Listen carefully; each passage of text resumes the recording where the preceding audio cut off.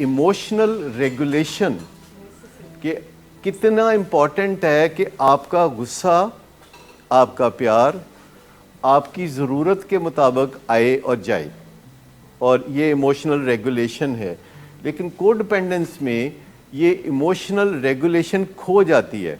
आपको पता ही नहीं होता कि देखते ही देखते आपको गुस्सा आने लगता है अपने किसी लव्ड वन पे, और आपको पता होता है कि वो मेरा लव्ड वन है, और उस गुस्से के दौरान चंद घंटे में फिर मिस्टेक्स हो जाती हैं, और वो जो मिस्टेक्स होती हैं उनको फिर करेक्ट करने के लिए अनेबलिंग करनी पड़ती है, उसके लिए कोई रकम खर्च करनी पड़ती है, कोई इजाज़त देनी पड़ती है, कोई चशम पोशी करनी पड़ती है। तो वो बड़ी महंगी, ये जो कोडिपेंडेंस है ये बड़ी महंगी बीमारी है। हमारा नज़रिया होता है कि अगर हमने मोबाइल पे पाबंदी लगाई है तो इस पाबंदी को इन्फोर्स नाफज आपने करना है। आप वापस जो है हमारे कोर्ट में बॉल फेंकेंगे तो आपकी स्किल डेवलपमेंट नहीं होगी। वो हमने कह दिया कि नहीं चाहिए मोबाइल, अब वालिदैन को ये एक टास्क मिल गया है कि उन्होंने इस पाबंदी को नाफज करना है और उसके लिए गट्स पैदा करने हैं। गट्स एक बड़ा इम्पॉर्टेंट वर्ड है जो कि हमने कभी ज़्यादा यूज़ नहीं किया, कि फैमिली को कुछ गट्स की ज़रूरत होती है अपने लव्ड वन की ज़िंदगी को नशे से निजात दिलाने के लिए। आपको पता है कि घर वाले अपने गट्स काफ़ी लूज़ कर चुके होते हैं, और जब लाल पीला होता है मरीज़ तो उनको लगता है कि इसकी अगर बात ना मानी तो कोई क़यामत आ जाएगी। हालांकि किसी के गुस्सा करने से क़यामत नहीं आ सकती। सिर्फ ये होता है कि जो बंदा भी गुस्सा करता है चंद घंटे के बाद वो गुस्सा अपना ख़त्म कर चुका होता है। गुस्सा एक ऐसा जज्बा है कि जिसको मेंटेन करना बड़ा मुश्किल है। गुस्से को मेंटेन करना बड़ा मुश्किल है, इसके पीछे बहुत एनर्जी चाहिए होती है। तो इनवेरिएबली लोग गुस्सा जब करते हैं तो चंद घंटों के बाद वो गुस्सा ख़त्म हो जाता है और वो रंज की शक्ल इख्तियार कर जाता है।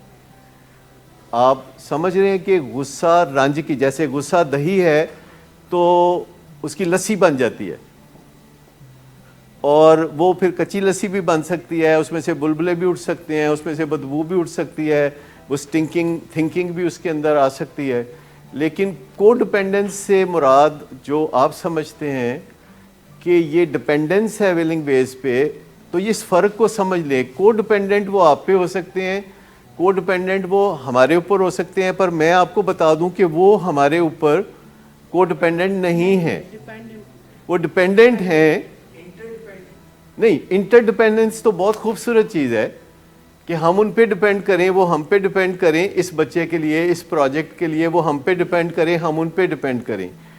और वो ज़्यादातर चाहते हैं कि हम ही उनका काम कर दें जो कि उनके करने का है। हम कहते हैं हम वो काम करेंगे जो हमारे करने का है, और जो उनके करने का है वो करें। तो डिपेंडेंस है जिसको हमने इंटरडिपेंडेंस में बदलना है कि हम आपको कोई काम कहें इस बच्चे के हवाले से, और आप हमें कोई काम कहें इस बच्चे के हवाले से। तो मरकज़ी हीरो कौन है? बच्चा। बच्चा है हीरो, कि जिसकी ऊपर उनकी भी मोहब्बत है और हमारी भी है, और वो हमें कहते हैं कि ये यूं कर रहा है तो हम कहते हैं कि फिर आप यूं करें, और वो कहते हैं कि नहीं ऐसा आप कर लें। लेकिन मुझे नहीं कभी लगा कि इनकी फैमिली या हम उनके ऊपर कोडिपेंडेंट हैं, या इनकी फैमिली हमारे ऊपर कोडिपेंडेंट है। क्योंकि जब कोई हमारे ऊपर कोडिपेंडेंट होता है लोगों में से, या क्लाइंट्स में से, या पेशेंट्स की फैमिली में से, तो हमें पता चल जाता है। उसकी निशानी ये होती है कि जब हम उनसे मिलते हैं हमें एंग्जाइटी होती है। ठीक, हमें एंग्जाइटी होती है जब कोई कोडिपेंडेंट होता है, तो हमें एंग्जाइटी होती है। तो उससे एंग्जाइटी से पहला इशारा ये मिलता है कि ये हमारा रिलेशनशिप जो है हेल्दी नहीं है, इसके अंदर थोड़ा सा अनहेल्दी पहलू है। घर में एक बंदा जिम्मेदारी उठाता है और बाकी लोग उसका साथ देते हैं, तो ऐसा होना चाहिए। लेकिन आम तौर पर थोड़ा मुश्किल समझा जाता है। हर फैमिली में कोई ना कोई बंदा होता है कि जिसे ज़रा मुश्किल समझा जाता है। लेकिन मैं आपको बताऊं कि बानो कुदसिया का एक फ़िक्रा اس کی ایک کتاب میں نے پڑھا تھا کہ جو بہترین انسان ہے وہ ہوتا ہے کہ جس سے بات کرتے ہوئے گھبراہٹ نہ ہو. یہ بانو قدسیہ بہت بڑی رائٹر تھیں، تو انہوں نے یہ بات کہی تھی کہ جس سے بات کرتے ہوئے گھبراہٹ نہ ہو. آپ بہت امپورٹنٹ ہیں، آپ اپنی زندگی کو میزریبل نہ بنائیں. کو ڈپینڈنس ایک مزری ہے، کو ڈپینڈنس ایک بہت تکلیف دہ زندگی ہے. اور یہ جو لو ہیٹ ریلیشن شپ ہے یہ ہوتا بڑا مضبوط ہے، پیتھولوجیکل بانڈنگ ہے. جیسے جہاں سے ہڈی ٹوٹ کے جڑتی ہے تو وہ جگہ بڑی مضبوط ہو جاتی ہے، دوبارہ ہڈی وہاں سے نہیں ٹوٹتی، دوسری جگہ سے ٹوٹتی ہے. اسی طرح جو کو ڈپینڈنس ہے یہ ایک مضبوط اور بدمزہ رشتے کی نشاندہی کرتی ہے. اور جو میاں بیوی کو ڈپینڈنٹ ہوتے ہیں وہ 50 سال ایک دوسرے کے ساتھ گزار دیتے ہیں دھمکیاں دیتے ہوئے کہ میں نہیں رہنا تیرے نال، رہندے پھر وہ تیرے نال ہی نہیں. لیکن جو لوگ کو ڈپینڈنٹ نہیں ہوتے اور اچانک آپ سنتے ہیں کہ ان کے درمیان سیپریشن ہو گئی ہے تو آپ کو حیرت ہوتی ہے کہ ایسی کوئی رولات انہوں نے پایا کوئی نہیں تھے، اچانک کیوں علیحدہ ہو گئے. لیکن زیادہ تر کو ڈپینڈنس دیکھنے میں ملتی ہے اور یہ ایک انہیلدی ریلیشن شپ ہے، اور یہ بھی اپنی قسم میں ایک ایڈکشن ہے. ایڈکشن بھی ایکچولی ایک لو ہیٹ ریلیشن شپ ہے. لوگ اپنے کاروبار پہ بھی کو ڈپینڈنٹ ہوتے ہیں اور وہ اس سے دور نہیں جا سکتے، وہ اس کے ساتھ چپکے رہنا چاہتے ہیں کیونکہ وہ دور جاتے ہیں تو ان کو لگتا ہے کہ میرے پیچھے کوئی گڑبڑ نہ ہو جائے. اسی طرح لوگ اپنے پیشنٹس کو بھی نظروں سے اوجھل نہیں کرنا چاہتے، اور جتنا پیشنٹ سیریس ہوتا ہے یا جتنا پیشنٹ زیادہ علاج ڈیزرو کرتا ہے اتنا ہی گھر والے اس کو علاج میں ڈالنے میں مشکل محسوس کرتے ہیں، کیونکہ ان کو ایک عادت پڑی ہوتی ہے کہ ہر رات کو اس کی نبض چیک کرنی ہوتی ہے. ہر رات کو سارے گھر والے ڈاکٹر بنے ہوتے ہیں. اسٹیتھوسکوپ نہیں رکھا ہوتا انہوں نے، لیکن ڈاکٹر نہیں تو حکیم بنے ہوتے ہیں کیونکہ حکیم نبض دیکھ کے بتا دیتے ہیں کہ کیا حالات ہیں. اور یہ سہولت ان کو میسر نہیں ہوتی جب ان کا پیشنٹ ری ہیب میں ہوتا ہے، ریلیٹیولی سیف جگہ پہ ہوتا ہے، علاج گاہ میں ہوتا ہے. لیکن جو ان کی اپنی ذاتی ایک تسلی ہوتی ہے وہ یہ ہوتی ہے کہ رات اپنے لیے اٹھے واش روم جانا تھا لیکن جا کے تو پیشنٹ کو ایک نظر ضرور دیکھ لیتے ہیں کہ وہ ٹھیک طرح سے لیٹا ہوا ہے کہ نہیں اور سانس ٹھیک لے رہا ہے کہ نہیں. تو وہ اس کے بارے میں بہت زیادہ فکر مند ہوتے ہیں اور اپنے سے دور کرتے ہوئے انہیں لگتا ہے کہ جو میں قریب ہوں اس سے اس کی بچت ہے، اگر میں نہ ہوں تو اے نہیں بچتا. آپ کو پتہ ہے کہ میں ایک ایسے بندے کو جانتا ہوں جو اپنے دفتر سے جب نکلتا ہے گاڑی پہ تو اس کا ایک دوست پیچھے گاڑی لگا لیتا ہے اور اس وقت تک گاڑی پیچھے لگا کے رکھتا ہے جبکہ اگلی گاڑی والا دوست اپنے گھر نہیں پہنچ جاتا جو کہ الکوہلک بندہ ہے. تو مجھے بتائیے کہ اگر کوئی الکوہلک گاڑی چلا رہا ہو تو اس سے پیچھے جو گاڑی چلا رہا ہے بندہ وہ آگے چلانے والے کو کیسے تحفظ دے سکتا ہے؟ کوئی کسی طرح وہ تحفظ دے سکتا ہے؟ وہ تو پیچھے ہے. اور جو بندہ جو گاڑی نشے کے اندر چلا رہا ہے اور جس کو خطرہ ہے وہ آگے ہے. لیکن کہیں نہ کہیں انسان کو یہ وہم بھی تو ہوتا ہے نا کہ میری وجہ سے ہی سارے معاملات چل رہے ہیں. انسان کو بڑا کانفیڈنس ہوتا ہے. آج دیکھیں آج کل آپ کسی سے بھی پوچھیں، کسی رکشے والے سے پوچھیں تو وہ بھی بتائے گا کہ پاکستان کو کیسے چلانا چاہیے، بلکہ کہے گا کہ ایک دو دن دی مینو دیو وزارت عظمیٰ میں چلا کے دکھا دوں. لیکن جتنے نالجیبل لوگ ہیں وہ اب گھبرا رہے ہیں کہ اگر عمران خان صاحب جائیں تو ہم نہیں آئیں گے. ابھی وہ گھبرا رہے ہیں لوگ، زیادہ وہ آنا نہیں چاہتے کیونکہ انہیں پتہ ہے کہ معاملہ بہت مشکل ہے. سو کو ڈپینڈنس کو آپ نے اچھی طرح سمجھ لیا. ایک ایڈکٹ اسی طرح بیمار ہوتا ہے جیسے ایک ڈائبیٹک بیمار ہوتا ہے یا ایک دل کا مریض بیمار ہوتا ہے، اسی طرح ایک ایڈکٹ بیمار ہوتا ہے. اس کے علاوہ بہت چانسز ہیں کہ ایک ایڈکٹ کو کوئی نفسیاتی بیماری بھی ہو، اور وہ نفسیاتی بیماری بائی پولر ڈس آرڈر ہو سکتی ہے، موسٹلی ڈپریشن ہو سکتی ہے، انگزائٹی ہو سکتی ہے، اور obsession ہو سکتی ہے, بلکہ او سی ڈی تو بہت کامن ہے. ایون او سی ڈی کو بیماری ہی نہیں سمجھا جاتا. لوگ او سی ڈی کے ساتھ گزارا کرنا سیکھ لیتے ہیں. لوگ دن میں 100 دفعہ ہاتھ دھوتے ہیں, پھر بھی انہیں شک رہتا ہے کہ ان کے ہاتھ گندے ہیں, اور وہ ڈاکٹر کے پاس نہیں جاتے.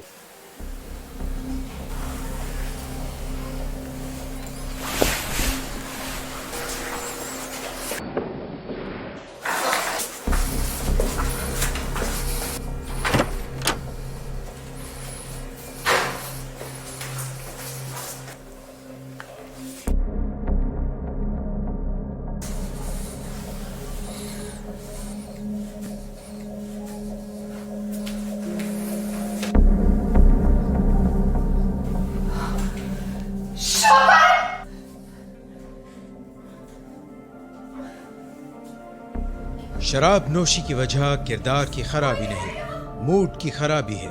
شراب نوشی کبھی بھی نشے کی بیماری میں بدل سکتی ہے. نشے کی بیماری ہر سٹیج پر قابل علاج ہے.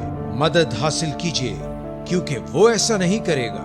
ولنگ ویز سے مدد حاصل کیجیے، کہیں سے بھی مدد حاصل کیجیے، لیکن فوری مدد حاصل کیجیے. جس معجزے کے انتظار میں آپ نے بہت دیر کر دی، اب وہ دستک دے رہا ہے. مدد حاصل کیجیے، مدد حاصل کیجیے، مدد حاصل کیجیے. ولنگ ویز پہ جو یہ کانفیڈنس ہے کہ ولنگ ویز ہمارے مسائل کا حل نکالے گا، بالکل ٹھیک ہے.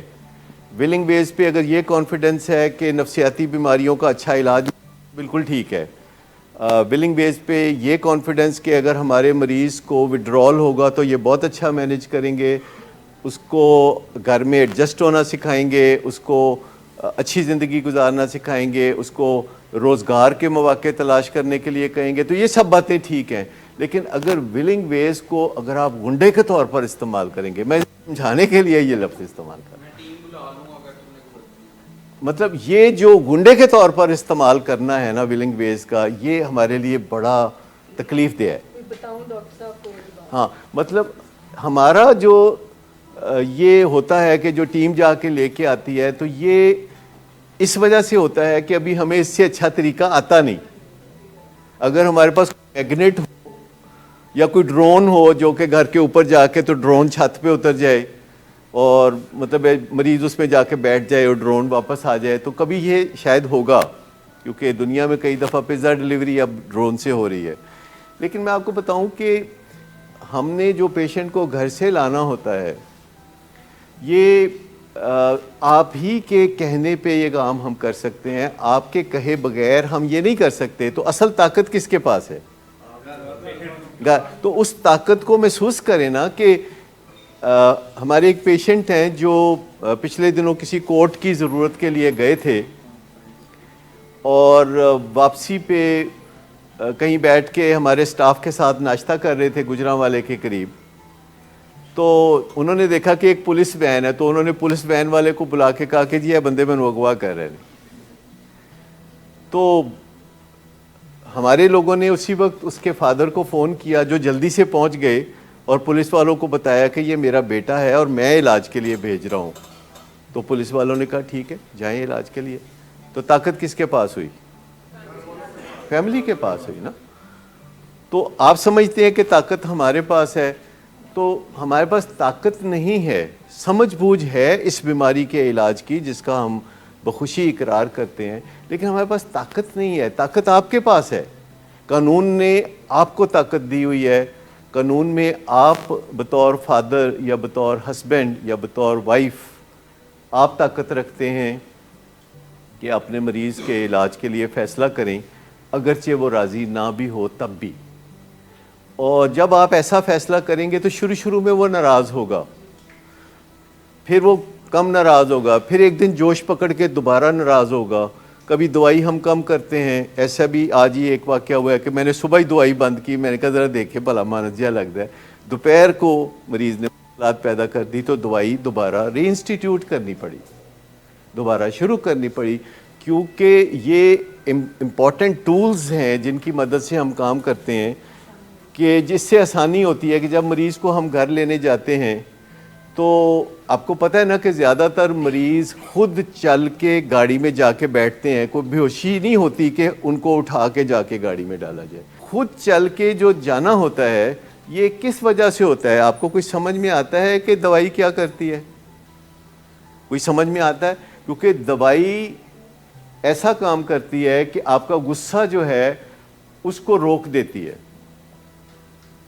اور آپ کے اندر بات ماننے کی صلاحیت پیدا کر دیتی ہے. اب آپ کہیں گے اچھا ایسی دوائیاں بھی ہوتی ہیں کہ جو غصہ ختم کر دیں اور بات ماننے کی صلاحیت پیدا کریں. جب ایسی کوئی دوائی دی جاتی ہے کہ جس سے غصہ ختم ہو جاتا ہے اور مریض بات ماننے کی طرف آ جاتا ہے تو ایک آئیڈیل موقع ہوتا ہے کہ اس سے پھر بات چیت کی جائے, پھر اس موقع کو ضائع نہ جانے دیا جائے. کیونکہ جب آپ پیشنٹ کو یہ دوائی دیتے ہیں تو وہ نیگوشیبل ہو جاتا ہے. اصل مقصد دوائی دینے کا صرف یہ ہوتا ہے کہ بات کے دروازے کھول دیے جائیں. جیسے کسی کا ہسپتال میں آپریشن ہوتا ہے تو اس کو بے ہوش کیا جاتا ہے, تو بے ہوش کرنے کا مقصد کیا ہوتا ہے؟ آپریٹ کرنا. اور اگر بے ہوش کر کے آپریٹ نہ کریں اور پھر مریض کو تھوڑی دیر بعد جگا کے کہیں کہ جاؤ گھر, تو پھر اس کا کوئی فائدہ تو نہیں ہے. لہٰذا جب بات چیت کا ماحول پیدا ہوتا ہے اور ہم کبھی 1 to 1 بات کرتے ہیں, کبھی گروپ میں بات کرتے ہیں, کبھی والدین کے سامنے اسٹیک ہولڈر سیشن میں بات کرتے ہیں اور بات چیت کے دروازے کھلے رکھتے ہیں, اور جب پیشنٹ کوئی بات کرتا ہے تو میرے خیال میں آپ کو کبھی یہ تو نہیں لگا ہوگا کہ ہم نے سنپ کیا ہو. جب آپ کہہ رہے ہوتے ہیں کہ نہیں میں نان الکوہلک ہے, پینی ہے ضرور.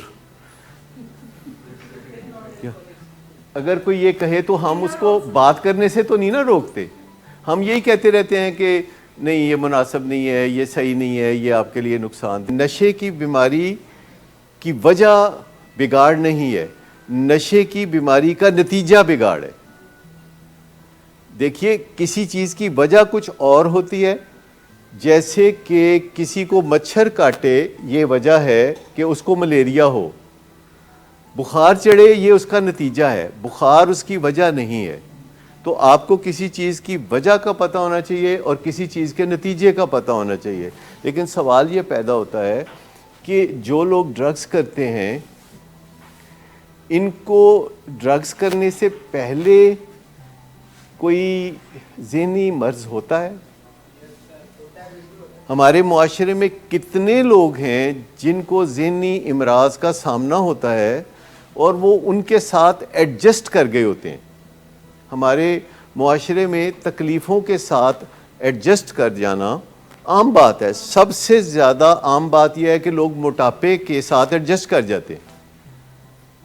وہ میں نے ایک بندے کو میں جانتا ہوں جو کہ کرسی پہ جب بیٹھتا ہے تو وہ ٹانگ پہ ٹانگ جب اس نے رکھنی ہوتی ہے تو اس سے رکھی نہیں جاتی موٹاپے کی وجہ سے, تو وہ کسی کو کہتا ہے او جی میری ٹانگ چپکتا ہے, ٹھیک, یا پھر 2-3 ایفرٹ کرتا ہے ایسے ایسے کر کے پھر ایسے کر کے. تو ایڈجسٹمنٹ ہے نا جتنی بھی کوئی کر لے, یہ جو ایڈجسٹمنٹ ہے بیماریوں کے ساتھ ایڈجسٹمنٹ یہ بڑی کامن ہے. لوگ بلڈ پریشر کے ساتھ ایڈجسٹ کر لیتے ہیں, کچھ بھی نہیں ہوتا ہے, ہمیں ڈاکٹروں نے گلاں بنائی ہیں.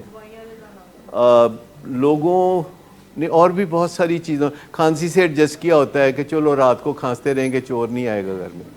مطلب کوئی نہ کوئی ایڈجسٹمنٹ جو ہے کی ہوتی ہے بیماری کے ساتھ. تو ذہنی امراض ہوتے ہیں جیسے کہ بے چینی ہو جانا, ہمارے دماغ میں بے چینی کے واقعات جمع ہو جاتے ہیں تو بے چینی ہماری عادت بن جاتی ہے, اس کی وجہ سے پینک اٹیک ہوتے ہیں تو ہم سمجھتے ہیں کہ دل کا دورہ پڑ گیا ہے.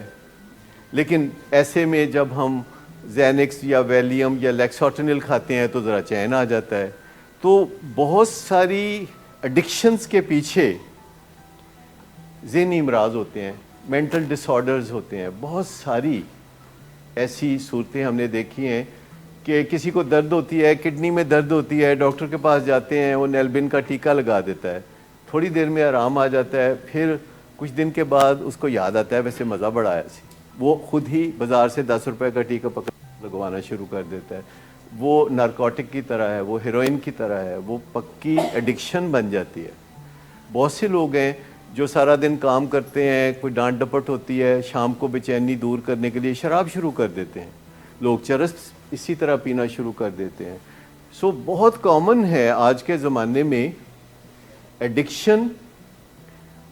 ضروری نہیں کہ اسٹریٹ سے ملے آپ کو یا خراب کمپنی سے ملے.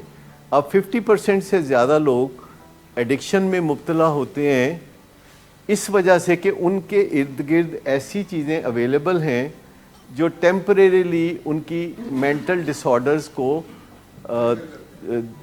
ریلیف مل جاتا ہے اس سے, اور اندر ہی اندر وہ بیماری بڑھتی رہتی ہے, مینٹل ڈس آرڈر بھی بڑھتا رہتا ہے. اور اگر وہ پھر ڈرگز یوز نہیں کرتے یا الکوہل یوز نہیں کرتے تو ان کا مینٹل ڈس آرڈر تنگ کرتا ہے, اور جب مینٹل ڈس آرڈر تنگ کرتا ہے تو وہ ڈرگز یوز کرتے ہیں. تو مجھے بتائیے کہ دونوں میں سے کون سی چیز ہے جو زیادہ بیڑا گرک کرتی ہے, مینٹل ڈس آرڈرز یا ڈرگز؟ دونوں مل کے اس سے ڈینجرس ڈوو, جیسے بلڈ پریشر اور ہائپر ٹینشن یعنی بلڈ پریشر اور ڈائبٹیز جیسے دونوں مل کے مریضوں کو زیادہ نقصان دیتی ہیں. اسی طرح ڈپریشن ہو تو ساتھ ایڈکشن آ جائے, شکیزوفرینیا ہو تو ساتھ ایڈکشن آ جائے, بائیپولر ڈس آرڈر ہو تو ساتھ ایڈکشن آ جائے, کیونکہ بر وقت علاج نہیں ملا. اور جب علاج شروع ہوتا ہے تو سب سے پہلے یہ فگر آؤٹ کرنے میں مشکلات ہوتی ہیں کہ انڈا پہلے تھا کہ مرغی پہلے مینٹل ڈس آرڈر تھا کہ پہلے نشہ تھا, کیونکہ مکسڈ اپ ہسٹری ہوتی ہے. کیونکہ مریض کو بڑی شیم فیل ہوتی ہے جب ہم ہسٹری پوچھتے ہیں تو وہ صحیح ہسٹری نہیں بتاتا. ہم اسے پوچھتے ہیں, کوئی بھی مریض کو جب گھر سے لے کے آتے ہیں والدین نے ہمیں ہسٹری دی ہوتی ہے, لیکن جب مریض میرے سامنے آ کے بیٹھتا ہے اور میں اس سے ذکر کرتا ہوں کہ اچھا آپ کا کیا مسئلہ ہے, تو کہتا ہے مسئلہ میرا تو کوئی مسئلہ نہیں. میں کہتا ہوں یہ جو ڈرگس کا, کہتا ہے کیا؟ میں نے کہا یہ چرس کا. کہتا ہے کہ کیا ہے؟ ایسے لگتا ہے کہ زندگی میں پہلی دفعہ اس نے چرس کا نام سنا ہے. یعنی اتنے شاندار طریقے سے میرے مریض کمیونیکیٹ کرتے ہیں کہ میں پریشان ہو جاتا ہوں کہ یہ میں کسی مریض نہ کوئی غلط غلط نہیں شروع کر. لیکن یہ ہے کہ مریض بھی ہم جیسے ہی ہوتے ہیں, اگر ہم ان کی جگہ ہوں تو ہم بھی ایسے ہی کریں گے, کیونکہ اپنے قصور ماننا کوئی خالہ جی کا گھر نہیں ہے. بڑی محنت لگتی ہے, بڑی ریاضت لگتی ہے جب انسان اپنے قصور ماننے کی منزل تک پہنچتا ہے. زیادہ تر ہمارا گزارا مزارا ڈینائل پہ ہوتا ہے کہ ہم مانتے نہیں ہیں تو ہمارا گزارا ہوتا ہے, اگر ہم مانیں تو ہم بڑی تکلیف میں ہو جائیں. ہمارے پیشنٹس کے جو حالات ہوتے ہیں اگر وہ ان حالات کو سچ مچ مان لیں تو بڑی تکلیف ہوتی ہے. جو کچھ وہ کر چکے ہوتے ہیں اگر اس کا ادراک ہو تو غم بہت لگتا ہے. تو یہاں جب کاؤنسلنگ میں آپ آتے ہیں تو آپ کو آہستہ آہستہ سمجھ میں آتی ہے کہ اچھا کوئی بات نہیں, ہم مان لیتے ہیں کیونکہ مسئلے کا حل نکل آئے گا.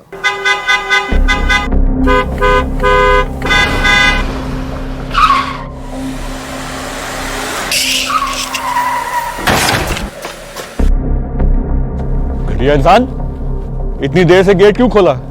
سوئے ہوئے تھے تم کیا؟ سر میں نے تو منٹ بھی بکواس نہ کرو تم میرے ساتھ. کیا کر رہے ہیں آپ؟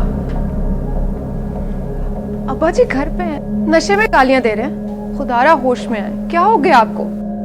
ہوش میں کیسے آؤں؟ سارا کیا دھرا انہی کا تو ہے. شراب نوشی کی وجہ کردار کی خرابی نہیں, موڈ کی خرابی ہے. شراب نوشی کبھی بھی نشے کی بیماری میں بدل سکتی ہے. نشے کی بیماری ہر سٹیج پر قابل علاج ہے. مدد حاصل کیجیے, کیونکہ وہ ایسا نہیں کرے گا. ولنگ ویز سے مدد حاصل کیجیے, کہیں سے بھی مدد حاصل کیجیے, لیکن فوری مدد حاصل کیجیے. جس معجزے کے انتظار میں آپ نے بہت دیر کر دی, اب وہ دستک دے رہا ہے. مدد حاصل کیجیے, مدد حاصل کیجیے, مدد حاصل کیجیے. آپ چاہتے ہیں کہ میڈیسن چھوٹ جائے تو آپ کو اپنے لائف سٹائل میں کچھ تبدیلیاں لانی پڑیں گی, کچھ بات چیت سننی کرنی پڑے گی, کاؤنسلنگ میں سے گزرنا پڑے گا, آپ کو کچھ سکل سیکھنی پڑیں گی, کوئی نالج حاصل کرنا پڑے گا. لائف سٹائل کی میں تو پہلے بات کر چکا ہوں. کیونکہ یہ جو ڈس آرڈرز ہیں ان کو آرڈرز میں بدلا جا سکتا ہے. جتنے بھی ڈس آرڈرز ہیں, جو بیماریاں ہیں ان میں دو قسمیں ہیں. ایک وہ جن کا علاج فوری ہمیشہ ہو جاتا ہے, ایک وہ بیماریاں جنہیں مینیج کیا جاتا ہے, ٹریٹ کیا جاتا ہے. جیسے کہ نشے کی بیماری ہے جس کا مطلب ہم یہ سمجھتے ہیں کہ بندے کا جسم نشہ کرنے کے لیے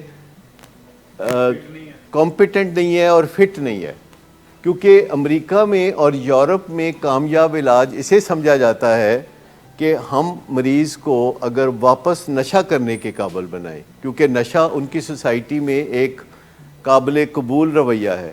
ہماری سوسائٹی میں تو نشہ کسی مقدار میں بھی اور کبھی بھی قابل قبول نہیں ہے، اس لیے ہم تو سمپل سی ایک بات کرتے ہیں کہ جو بندہ بھی علاج میں رہے گا تو ایم اس کا صرف ایک ہے کہ وہ نشے کے استعمال سے ٹوٹلی کنارہ کش ہو جائے آہستہ آہستہ، اور اپنے رویوں کو وہ ٹھیک کر لے، اور اپنے کریکٹر ڈیفیکٹس کو، غصے کو، اپنے جھوٹ کو اور اپنے ہڈن ایجنڈاز کو وہ بدل ڈالے، اور گھر والوں کے ساتھ جیو اور جینے دو کی پالیسی پہ رہے، اور اگر کوئی کرائم کبھی کیا ہے تو دوبارہ کرائم کا نہ سوچے، کرائم کے بارے میں کوئی پالیسی بنائے۔ آپ کے لیے یہاں پہ ایک کرائم پیٹرول دکھایا جاتا ہے، ابھی بھی دکھایا جاتا ہے، کہیں بند تو نہیں کر دیا؟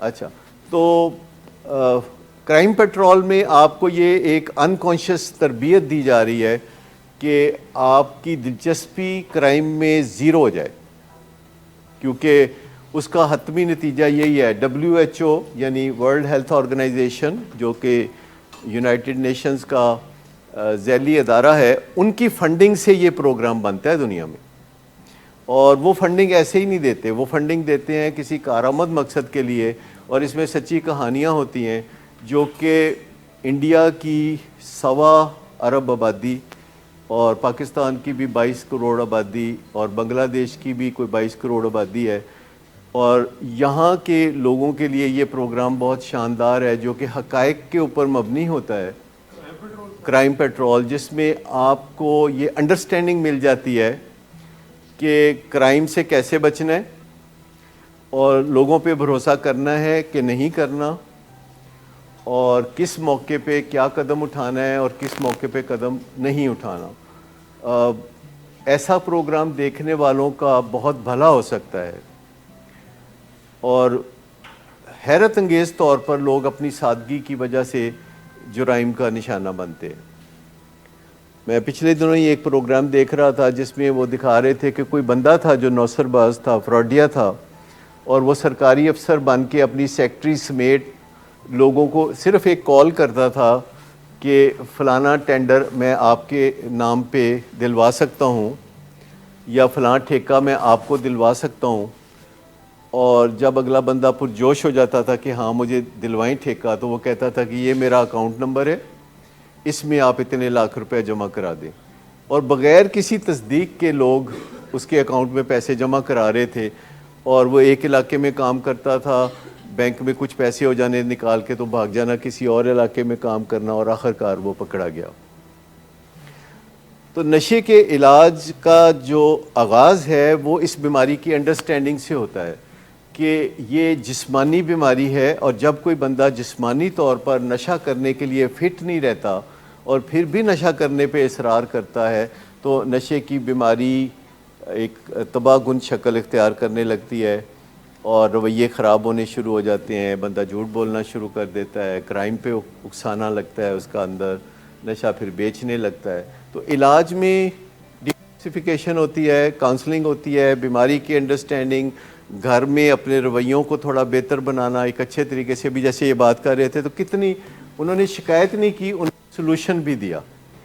یہ ایک بہت بڑی چھلانگ ہے کسی پیشنٹ کے لیے کہ جب بھی وہ کوئی شکایت کرے ساتھ ہی ایک سلوشن بھی دے۔ کسی چیز کو بھی اوور تھنک کرنا اپنے آپ کو گڑھے میں گرانے کی طرح ہے، کیونکہ جب ہم کسی بھی معاملے میں اوور تھنک کرتے ہیں تو ہمارا دماغ سمجھ لیتا ہے کہ اس بندے کو اور کوئی کام نہیں ہے، اس کے باقی سب کام بگڑنے لگتے ہیں کیونکہ وہ باقی کاموں کی طرف توجہ نہیں دیتا۔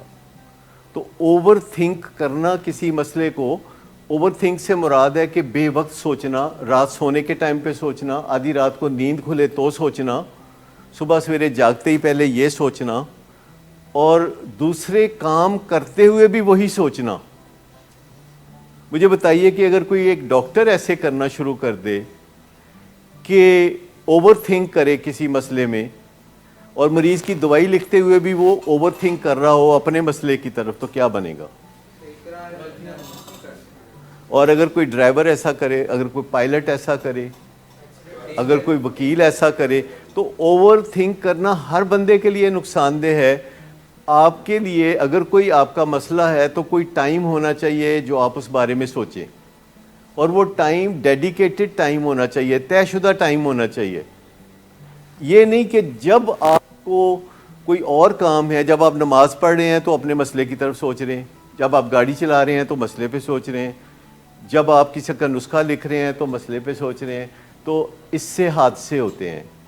تو جب بھی آپ کو بے موقع کوئی سوچ آتی ہے، جیسے رات سوتے وقت سوچ آئی ہے، تو آپ اپنے آپ کو بتائیں کہ یہ تو سونے کا ٹائم ہے، تو میں ابھی سو جاتا ہوں، صبح میں 10 بجے اٹھوں گا، اور جب میں چائے پی رہا ہوں گا یا میں ناشتہ کر رہا ہوں گا تو پھر میں اس مسئلے کے بارے میں 15 منٹ سوچوں گا۔ تو یہ تو اپنے آپ کو ڈسپلن کرنے والا معاملہ ہوا نا۔ لیکن اوور تھنک کرنا کسی چیز کے بارے میں بھی، اس کو اگر آپ چھوڑنا چاہتے ہیں تو 4 پوائنٹڈ فارمولا ہے جس سے کہ آپ اوور تھنک کرنا سوچتے ہیں، کیونکہ آپ کا جو دماغ ہے وہ جو ہی آپ کو فارغ دیکھتا ہے تو وہ کہتا ہے اے مسئلہ ہے دا تے کوئی حل کرو، کیونکہ دماغ کا کام ہے کہ آپ کو آپ کے مسئلے یاد دلانا، اور وہ اتنا سیانہ نہیں ہوتا، کریٹو نہیں ہوتا کہ اس کے لیے صحیح ٹائم چنے۔ یہ ایسے ہی ہوتا ہے جیسے بیویاں خاوند سے کہتی ہیں کہ میں گل کرنی، کہتا ہوں میں کام جا رہا ہوں، شام کو واپس آتا ہے تو وہ کہتا ہے میں ہوں گل کرنی ہے، تو کہتا ہونے تو میں واپس آیا۔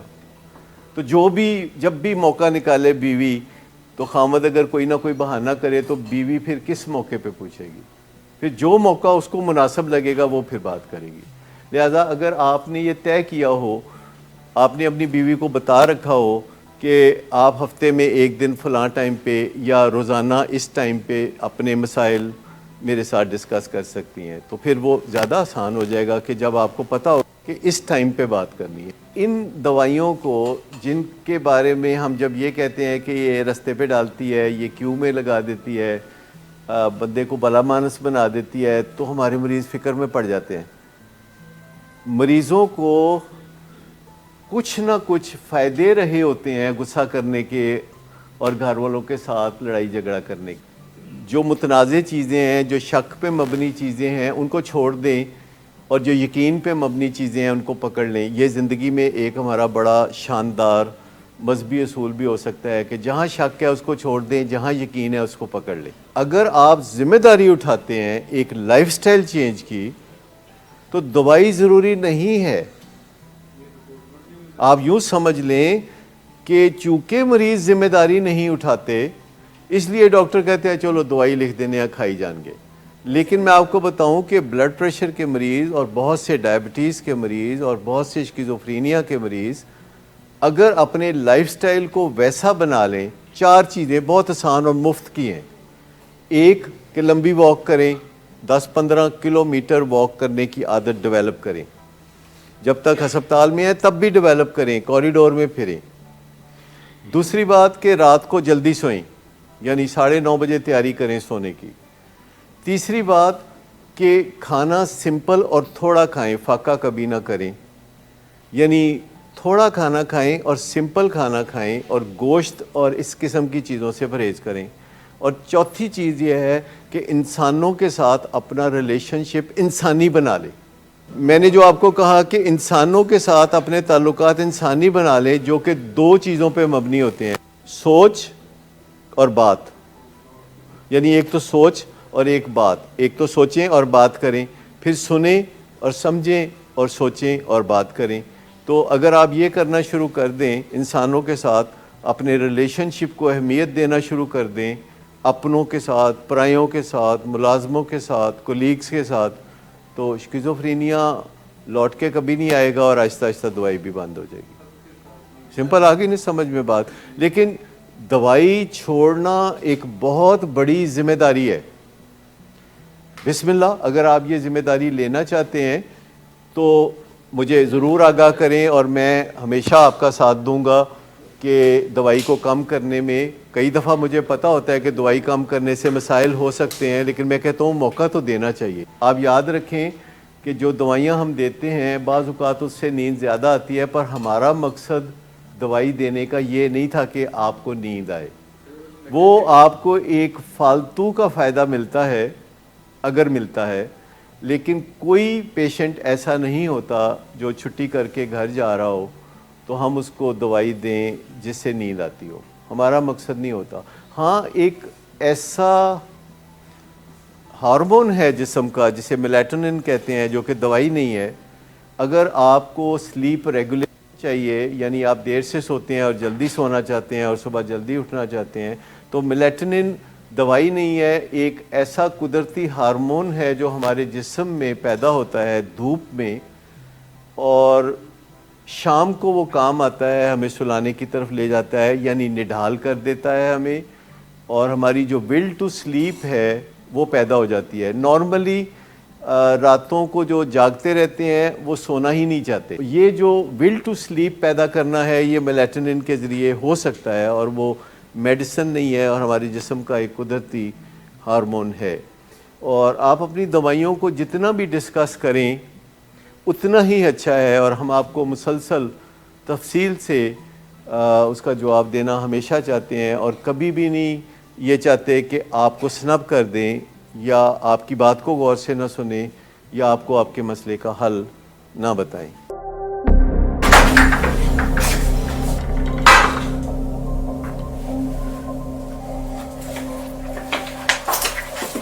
आज फिर पी कर आए हो?